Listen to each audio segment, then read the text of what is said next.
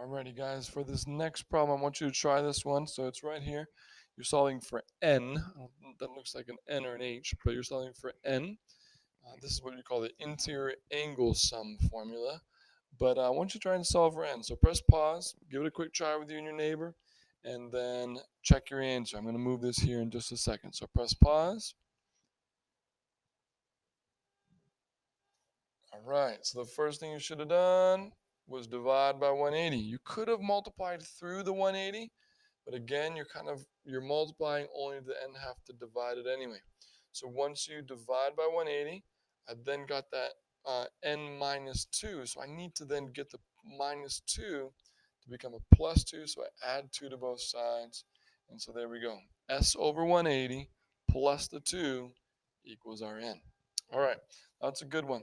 We've right here, these look pretty complicated, and I want to kind of talk you through them. The way we do this is we continue to ask ourselves, fractions are division. Fractions are division. So, for example, I'm going to ignore number one. I'm going to just jump straight to number two. We're trying to solve for c. That's what this letter tells us. We're trying to solve for c. But c is in the denominator, right? So we can't solve for c when it's down in the denominator. We need to get rid of fractions. So here's the thing. It's kind of interesting. We can actually get rid of both of these fractions, not with one step, but with doing the same thing kind of twice. So since these are both division, we can get rid of both of these with multiplication. So I'm going to multiply by c over here, right? Which means I need to multiply by c over here, correct? But if I want to get rid of the division, then I also need to, right? I also need to multiply by z over here to get rid of these z's here. But that means I need to multiply by z over here. So check that out. Look what happens. When we multiply by c, these cancel out. We multiply by z, the z's cancel out. So what are we left with? We're left with c times x plus y equals z times a plus b. So let's rewrite that. C times x plus y equals z. I'm going to put it on the front of my parentheses. Z, this is z right here, times a plus b. Now, hold on a quick second. I know everyone's temptation is to then do c times x and c times y. Don't do that.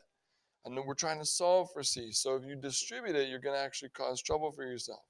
So don't distribute that c value yet. Instead, think about just this.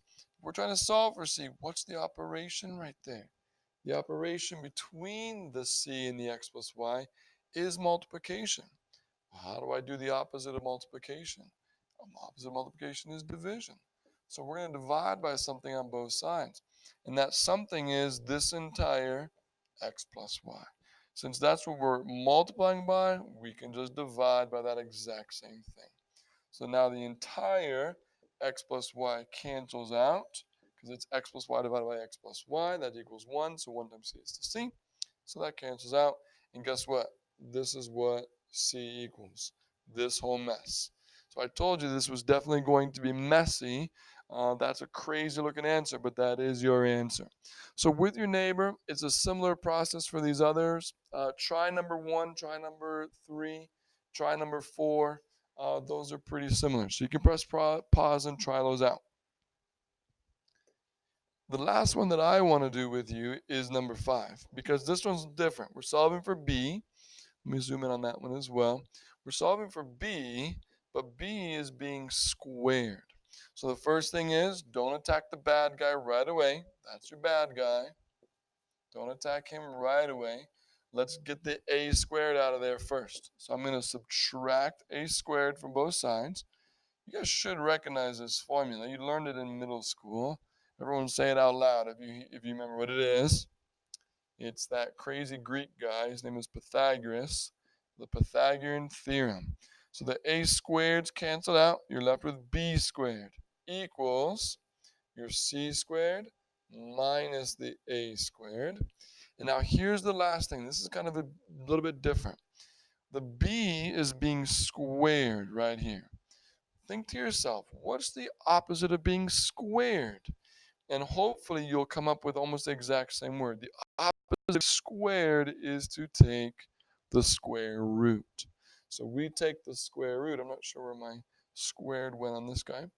We take the square root of both sides. So when we take the square root of both sides, that pretty much cancels out the squared. So I'm left with just b, and then nothing here can cancel out. The square root does not cancel out the squares here. Be very careful. That is not what it's doing. So we have to leave our answer as c squared minus a squared. Nothing can go any further than that. I see way too many people go, oh, c squared minus a squared. When you take the square root, you get c minus a. No, no, no. It's not c minus a. It's c squared minus a squared. Square root is still there. Okay? So that's our extent of our notes for the most part today. What you're going to be doing with your neighbors is you're going to be practicing a bunch of problems. So there's a second sheet I want you guys to complete.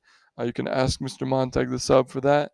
And then that's kind of your classwork. If you get that done, then you're welcome to jump onto the homework as well. The closure, had I been here, I'd go over that with you guys. But so this, your partner work is the front of the second sheet, and then your homework will be the back. So hopefully you'll have plenty of time to get that all done in class today. Well done. Keep up the good work, and I'll see you soon.